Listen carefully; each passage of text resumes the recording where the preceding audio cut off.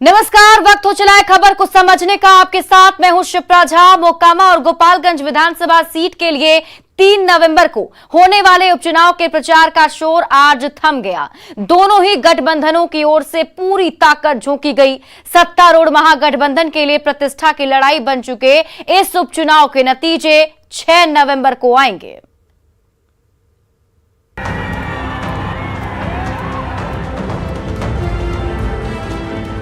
बिहार की 2 विधानसभा सीटों मोकामा और गोपालगंज के लिए 3 नवंबर को होने वाले उपचुनाव के लिए प्रचार का शोर थम गया है। चुनाव प्रचार के आखिरी दिन दोनों गठबंधनों के नेताओं ने पूरी ताकत झोंकी।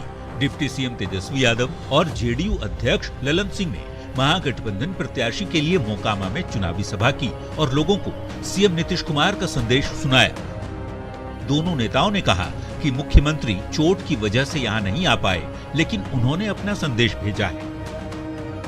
आज मुख्यमंत्री जी को भी माननीय उप मुख्यमंत्री जी के साथ आना था, लेकिन आप सबको मालूम है कि उनके स्वास्थ्य के कारण वो नहीं आ पाए। आप सब लोग जानते हैं कि माननीय मुख्यमंत्री जी को चोट लगी है, इस कारणवश नहीं आए हमारे साथ। आदरणीय राष्ट्रीय अध्यक्ष ललन जी ने विस्तार रूप से आप लोगों को बताया। महागठबंधन के नेताओं ने जोर लगाया तो वहीं चुनाव प्रचार के आखिरी दिन बीजेपी सांसद मनोज तिवारी ने पार्टी प्रत्याशी सोनम देवी के लिए वोट मांगा। मनोज तिवारी के साथ मंच पर विधानसभा में नेता प्रतिपक्ष विजय सिन्हा, पूर्व डिप्टी सीएम तारकिशोर प्रसाद सहित कई नेता मौजूद थे। मनोज तिवारी ने लोगों के बीच गीत भी गाया। इंटरनेशनल लिट्टी चोखा जे खैलस ना कैलस धोखा, अरे यूपी चाहे बिहार में, अरे चाहे मोकामा दर्दे भदौर बयार में। उपचुनाव के प्रचार के आखिरी दिन मोकामा सीट से आरजेडी उम्मीदवार और अनंत सिंह की पत्नी नीलम देवी ने कार्यकर्ताओं के साथ बाजार में रोड शो भी किया। तो वहीं गोपालगंज में बीजेपी प्रत्याशी कुसुम देवी के समर्थन में पार्टी प्रदेश अध्यक्ष संजय जायसवाल और बीजेपी सांसद सुशील कुमार मोदी ने चुनाव प्रचार किया। गोपालगंज सीट पर मुख्य मुकाबला बीजेपी की कुसुम देवी और आरजेडी प्रत्याशी मोहन प्रसाद गुप्ता के बीच है, जबकि मोकामा सीट से अनंत सिंह की पत्नी नीलम देवी आरजेडी उम्मीदवार हैं, जबकि सोनम देवी बीजेपी की प्रत्याशी हैं। जनता किसे अपना आशीर्वाद देती है, इसका पता तो 6 नवंबर को आने वाले नतीजे ही तय करेंगे। न्यूज़ 18 के लिए गोपालगंज से गोविंद के साथ मोकामा से रवि एस नारायण की रिपोर्ट। और अब आप खबर तो समझिए कि ये उपचुनाव आखिर इतना अहम क्यों है। दरअसल बिहार में 2 सीटों के उपचुनाव में सत्ता और विपक्ष की अग्नि परीक्षा होनी है। महागठबंधन में शामिल होने के बाद मुख्यमंत्री नीतीश कुमार का ये पहला टेस्ट है। नीतीश से अलग बीजेपी होने के बाद अब बीजेपी के जनाधार का भी टेस्ट होना है। बिहार के चुनाव में जातिगत आधार पर गोलबंदी होती रही है। ऐसे में 2 सीटों पर हो रहे उपचुनाव को 2024 लोकसभा चुनाव से पहले का सेमीफाइनल माना जा रहा है। मोकामा विधानसभा उपचुनाव में 2.68 लाख वोटर हैं और सबसे ज्यादा 80 से 85 हजार वोट भूमियार जाति के हैं। मोकामा का इतिहास रहा है कि यहां पर हारने वाला भी भूमियार जाति का और जीतने वाला भी भूमियार जाति का ही होता है। भूमियार वोटों के सहारे 2005 से मोकामा पर अनंत सिंह का कब्जा रहा है। विधायकी जाने के बाद पत्नी नीलम देवी आरजेडी प्रत्याशी हैं, तो वहीं गोपालगंज में करीब 3,36,000 से ज्यादा वोटर हैं, जिसमें सबसे ज्यादा 65,000 के करीब मुस्लिम वोटर हैं। गोपालगंज सीट पर 2005 से राजपूत जाति से आने वाले बीजेपी नेता सुभाष सिंह जीतते रहे हैं और इस बार सुभाष सिंह की पत्नी गोपालगंज से चुनावी मैदान में है, जिन्हें बीजेपी ने अपना उम्मीदवार बनाया है। तो ऐसे में सत्ता पक्ष और विपक्ष दोनों के लिए ये दोनों ही सीट प्रतिष्ठा की सीट बनी हुई है। बढ़ते आगे, बीजेपी सांसद सुशील कुमार मोदी ने आज फिर से बड़ा दावा कर दिया। सुशील मोदी ने कह दिया कि बहुत जल्द जेडीयू का विलय आरजेडी में होने वाला है। यही नहीं, दावा तो यहां तक कर दिया गया है कि बीजेपी के संपर्क में जेडीयू के कई विधायक भी हैं। उपचुनाव के बीच सुशील मोदी के बयान से सियासत फिर से गर्मा गई है।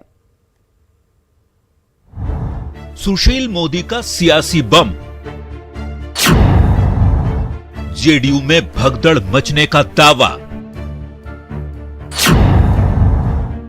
जेडीयू आरजेडी में विलय की बात कितनी दमदार।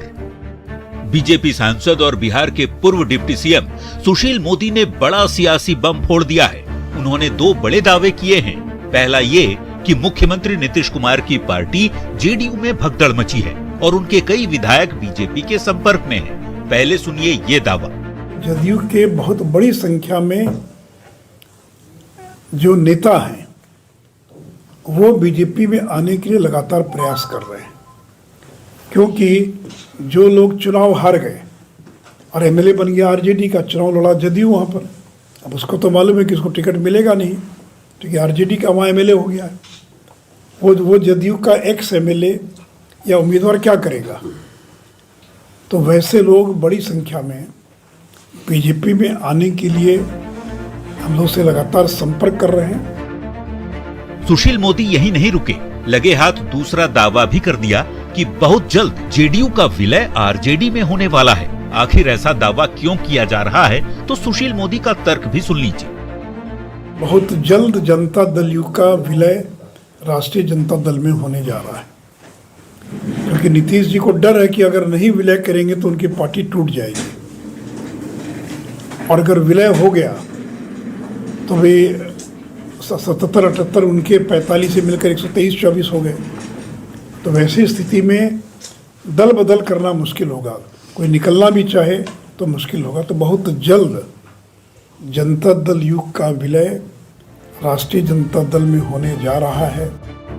गोपालगंज में चुनाव प्रचार के दौरान सुशील मोदी ने मीडिया से बातचीत में ये बड़ा दावा कर दिया। सुशील मोदी दावा कर रहे हैं कि नीतीश कुमार के महागठबंधन में जाने से उनकी ही पार्टी के विधायक नाखुश हैं। अगले चुनाव में टिकट न कट जाए, इसी डर को लेकर जेडीयू के कई सिटिंग एमएलए बीजेपी के संपर्क में हैं। सुशील मोदी के दावे में कितनी सच्चाई है ये तो वे ही जाने, लेकिन मोकामा और गोपालगंज सीटों पर 3 नवंबर को होने वाले उपचुनाव से ठीक पहले इस बयान ने सियासी धमाका जरूर कर दिया है। न्यूज़ 18 के लिए गोपालगंज से गोविंद के साथ ब्यूरो रिपोर्ट।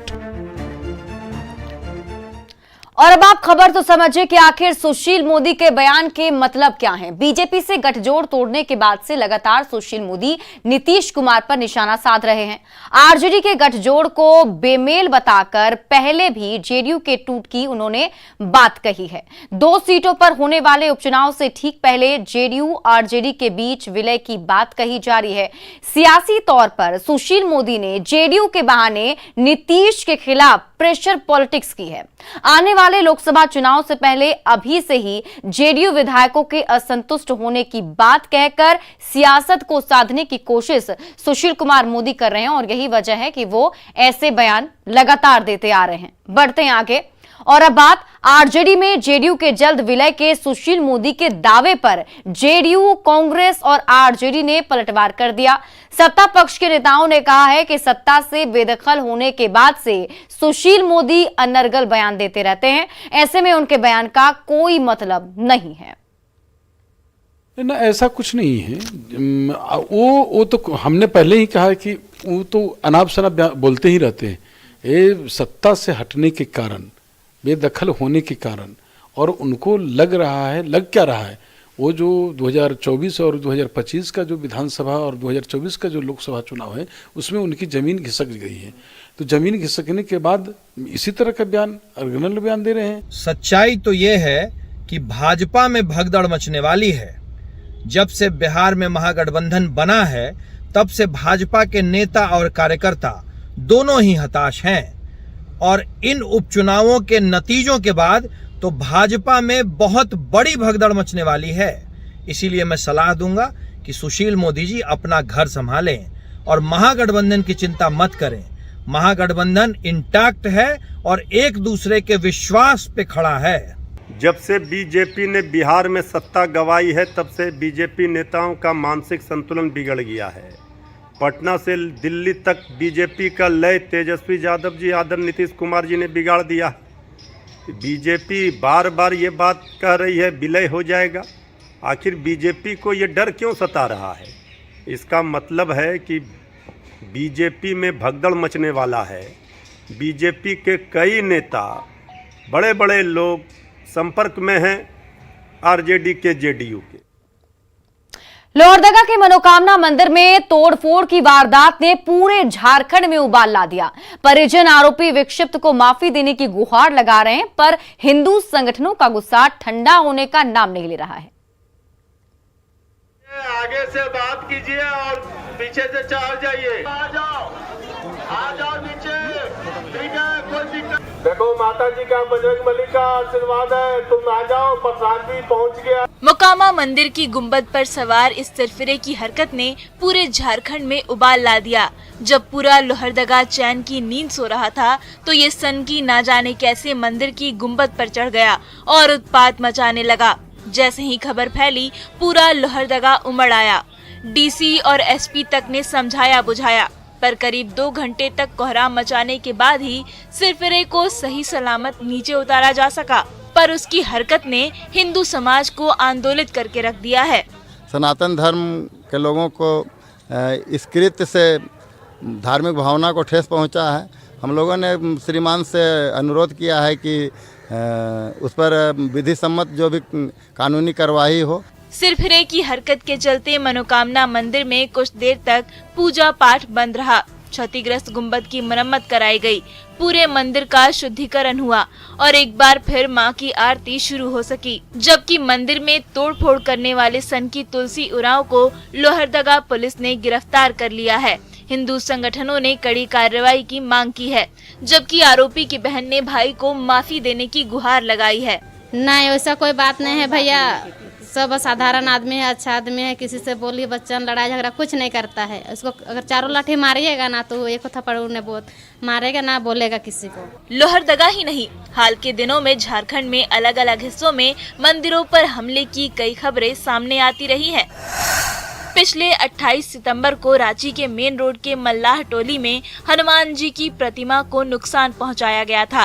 30 सितंबर को धनबाद में गोविंदपुर के कुबरी टांड में भी मंदिर में तोड़फोड़ की गई। अब लोहरदगा की ताजा वारदात से सियासत भी गर्मा गई है। शरारती तत्व इस तरह का घटना को अंजाम दे रहे हैं, ये अच्छी बात नहीं है। और इस पर जो भी कसूरवार है, हम चाहते हैं प्रशासन से ठीक तरह जांच करके जो कसूरवार है उस पर कड़ी से कड़ी सजा उसको मिलनी चाहिए। अब सवाल उठ रहा है कि आखिर कौन बिगाड़ना चाहता है सांप्रदायिक सद्भाव? मंदिरों पर हमले के पीछे कहीं साजिश तो नहीं? क्या आरोपी को विक्षिप्त बताकर मामले को दबाने की कोशिश हो रही है? आखिर मंदिर ही क्यों बन गए हैं सॉफ्ट टारगेट? इन गंभीर सवालों के जवाब मिलने बहुत जरूरी है, ताकि सांप्रदायिक सद्भाव बना रहे और अमन चैन का वातावरण बना रहे। आकाश साहू, न्यूज़ 18, लोहरदगा। और अब आप खबर तो समझिए। दरअसल झारखंड में लगातार मंदिरों को निशाना बनाया जा रहा है। सितंबर महीने की अगर बात करें तो रांची और धनबाद के मंदिरों में तोड़फोड़ की गई थी। ऐसी करतूतों से सांप्रदायिक सद्भाव बिगाड़ने की कोशिश होती है। मंदिरों पर हमले के पीछे किसी बड़ी साजिश से इनकार नहीं किया जा सकता। धार्मिक स्थलों को लगातार निशाना बनाकर प्रशासन को खुली चुनौती इन लोगों की तरफ से दी जा रही है। बढ़ते हैं आगे और अब बात टाटा स्टील के पूर्व एमडी और स्टील मैन ऑफ इंडिया के नाम से चर्चित जे ईरानी की, जिनका आज निधन हो गया। उन्होंने जमशेदपुर के टीएमएच में अंतिम सांस ली। इससे लाहौर नगरी में शोक की लहर है।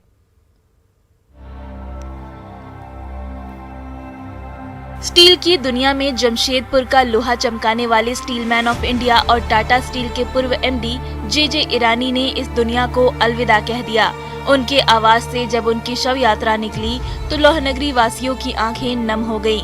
आर्थिक उदारीकरण के दौर में टाटा स्टील को नई ऊंचाइयों पर ले जाने वाले जे ईरानी को दूरदर्शी लीडर और देश के सच्चे सपूत के रूप में हमेशा याद किया जाएगा। उस समय में बचाया है जबकि काफी कंपटीशन का नरसिम्हा राव का समय था, जब प्राइम मिनिस्टर थे और पूरा विश्व एक बाजार हो गया था। उस समय कंपटीशन ज़्यादा हो गया था और उस समय कंपनी लड़खड़ा रही थी। उस समय डॉक्टर जे ईरानी ने। जमशेद जे ईरानी का जन्म 2 जून 1936 को नागपुर में हुआ था। उन्होंने 1956 में नागपुर के साइंस कॉलेज में बीएससी और 1958 में नागपुर यूनिवर्सिटी से भूविज्ञान में एमएससी किया।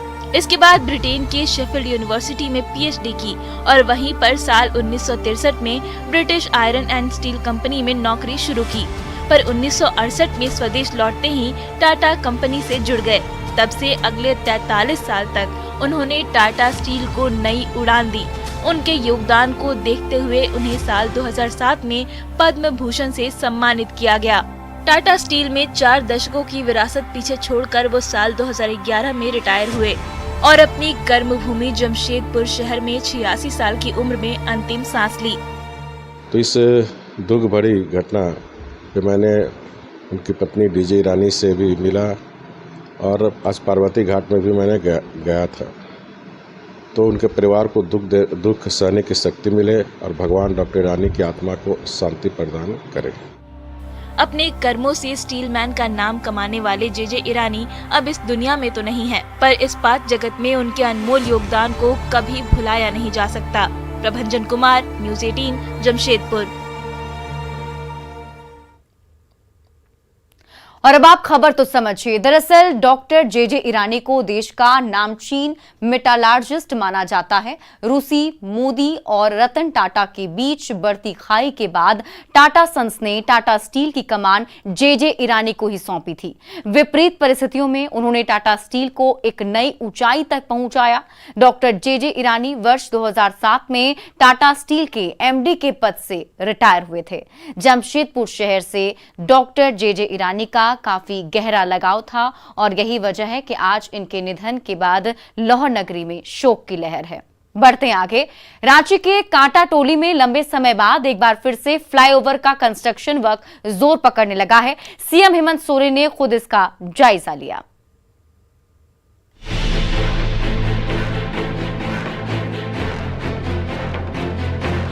रांची का प्रवेश द्वार यानी कांटा टोली चौराहा, जहां गुजरात की डीआरए इंफ्राकॉन कंपनी फ्लाईओवर का कंस्ट्रक्शन करा रही है। इसके लिए कई जगहों पर पिलर बनाए जा रहे हैं, गड्ढे भी खोदे गए हैं, जिसे बैरिकेडिंग कर ढक दिया गया है।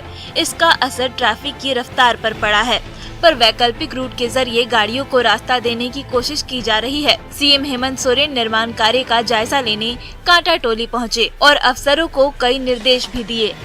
ट्रैफिक वर्तमान स्थिति में बहुत 100% कंफर्टेबल तो नहीं, कुछ कंफर्टेबल जरूर इनको मिले, ये हम लोग का प्रयास रहता है और सारी कंपनियों को भी ये निर्देश है और इसी को लेकर हम लोग आज यहाँ आए हैं और चूंकि समयबद्ध तरीके से ये सब काम कंप्लीट हो जाना चाहिए, ये हम लोग लक्ष्य बना के चल रहे हैं। कांटा टोली में फ्लाईओवर बनाने की योजना साल 2016 में ही बनी थी। साल 2018 में भू अर्जन का काम भी पूरा हो गया, पर बीच में पैदा हुई तकनीकी अड़चनों के चलते फ्लाईओवर का सपना अब तक अधूरा पड़ा रहा। इसके चलते 40 करोड़ की शुरुआती लागत अब बढ़कर 224 करोड़ रुपए हो गई है। पर मुख्यमंत्री हेमंत सोरेन ने भरोसा दिलाया है कि सारी अड़चनें अब दूर हो गई हैं और जल्द ही कांटा टोली फ्लाईओवर पर सवार होकर पूरी रांची बड़े आराम से फर्राटा भरेगी। देखिए, ये काम बहुत पहले से चल रहा था, कई ऐसी चीजें थी जो और भी समस्या पैदा होता, लेकिन इन सब चीजों को ध्यान में रखकर इसका फिर से रीडिजाइन किया गया है और रीडिजाइन करने के उपरांत ये काम फिर से प्रारंभ हुआ है। तो अब बस 2 साल की ही बात है जब इसी नींव के ऊपर चमचमाता फ्लाईओवर बनकर तैयार हो जाएगा और उस पर सवार होकर आप मजे से रांची आ और जा सकेंगे। अविनाश कुमार, न्यूज़ 18, रांची। छठ खत्म होते ही बिहार आए लोगों की काम पर वापसी का दौर अब शुरू हो गया है। स्टेशनों पर काफी भीड़ है। स्टेशन पर भीड़ को देखते हुए कुर्सियां लगाई गई थी, लेकिन शेड नहीं बनाया गया, जिससे वहां बैठने वाले लोगों को काफी परेशानी हुई। छठ महापर्व के समाप्त होते ही अब ट्रेनों में भीड़ दिखने लगी है। तमाम लोग अब प्रदेश वापस जाने लगे हैं। तमाम लोग जो काम में छुट्टी लेकर अपने गांव लौटे थे, अपने शहर पहुंचे थे, वो सब अब पूजा समाप्ति के बाद घर लौटने लगे हैं। ऐसे में रेलवे की तरफ से भी तमाम व्यवस्थाएं की गई है। कई जोड़ी स्पेशल ट्रेन तो पहले से ही चलाई जा रही है, लेकिन अब जब भीड़ होगी तो इसको लेकर यहाँ पर देख सकते हैं कि जब ज़्यादा भीड़ प्लेटफॉर्म पर हो जाए तो इसको लेकर बाहर जो है होल्डिंग एरिया बनाया गया है, रस्सी से पूरा घेर दिया गया है और यहाँ पर तमाम लोगों की बैठने की सुविधा के लिए कुर्सियां लगाई गई ताकि तमाम लोगों को बैठने में दिक्कत ना हो। लेकिन सबसे बड़ी बात, दोपहर में जो है यह कुर्सियां लगाई गई है। अगर दोपहर में भीड़ होती है तो यहाँ पर धूप में लोगों को बैठना पड़ेगा और ऐसे में ना कोई शेड ना किसी भी तरह की व्यवस्था की गई है। इसको लेकर अब सवाल उठने लगा है। हालांकि रेलवे की तरफ से ये कहा जा रहा है कि जिस तरीके से तमाम लोग अपने अपने शहर लौट रहे हैं, दूसरे राज्यों में जा रहे हैं, तो भीड़ भाड़ ज़्यादा हो रही है, तो ऐसे में उनके बैठने के लिए ये व्यवस्थाएं की गई है।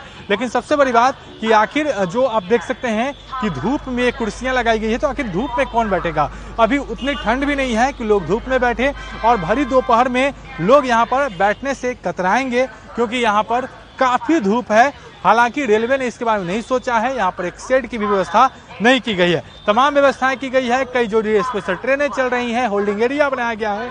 आरपीएफ द्वारा विशेष रूप से मे आई हेल्प यू जो है वह एक काउंटर बनाया गया है जहां पर तमाम तरह की सुविधाओं के बारे में लोग जानकारी ले सकते हैं। तो रेलवे की तरफ से तमाम व्यवस्थाएं की गई है, लेकिन अब ये सवाल उठ रहा है कि आखिर यहाँ पर एक शेड क्यों नहीं बनाया गया। मुजफ्फरपुर से न्यूज़ 18 के लिए प्रियांक सौरभ।